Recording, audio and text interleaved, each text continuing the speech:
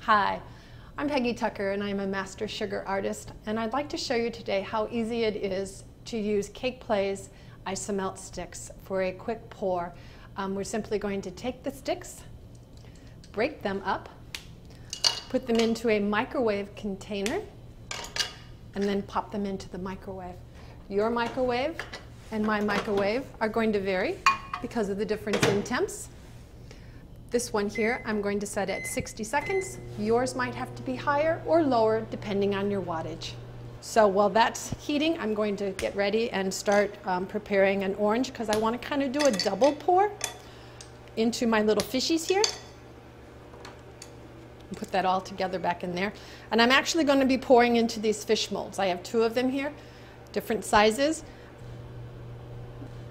So you can see when this comes out that it's very bubbly, and I'm just going to stick this one in here so it can be warming up for me while that one is there. And you can see the bubbles. We just want to wait for them to dissipate in there. Don't try to hurry them along by tapping it. You'll note that I have gloves on. We always want to wear gloves to protect our hands. And my favorite tool is toothpicks. Great thing to play with. So, simple enough. It's got a nice handle, got a nice pour, and I'm just simply going to start to pour. Nice and easy.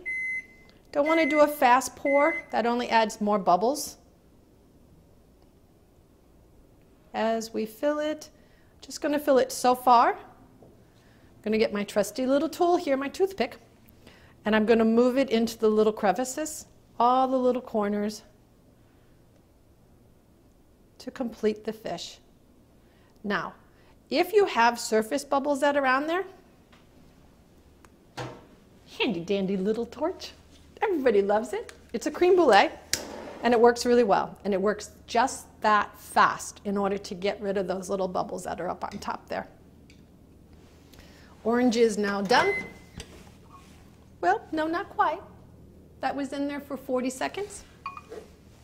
So we're just going to give it another 40 seconds and go from there.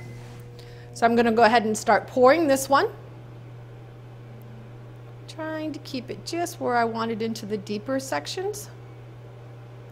And you can see this is as easy as this is. There is nothing difficult with this. It keeps the sugar away from your hands really well.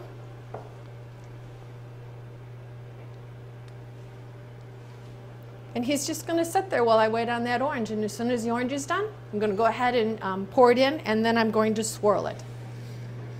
Let's give that a check. That one's done. Nice and bubbly. Set it down. Going to do the whole wait process again. That's probably the thing that is the longest to do with when you're working with Isomelt, is that wait process, because we all kind of want to go, bam, bam, let's hurry, hurry, hurry. But I can assure you that fast, and whether it's sugar, Isomelt, anything hot does not go well together. You want to kind of keep fast and sugar separated. So we're just going to wait on that. This little guy over here, if I turn him, I can still see that he's kind of got a little bit of movement in his center, so I know he's not ready to pop out yet. Bubbles are dissipating. And I'm going to go ahead and do a pour right on over that yellow.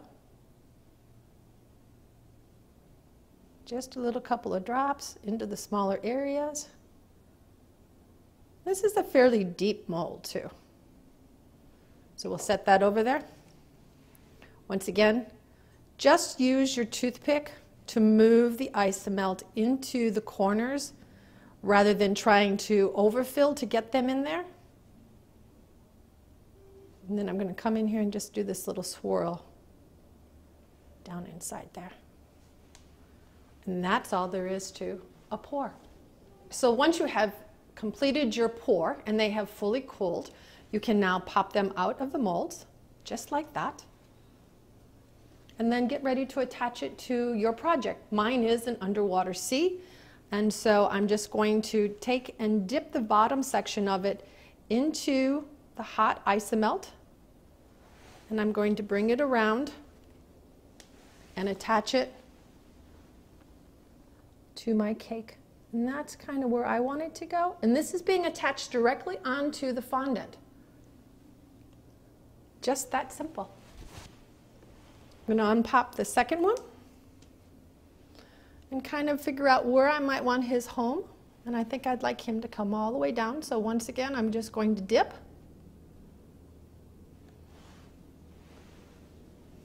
And I'm going to bring him down right off of this piece of coral here and have him stand away just a little bit. And he's still a little soft, so I can actually move his little fins, which is great. Give him a little life. Perfect. And that's all there is to attaching isomelt to your cakes.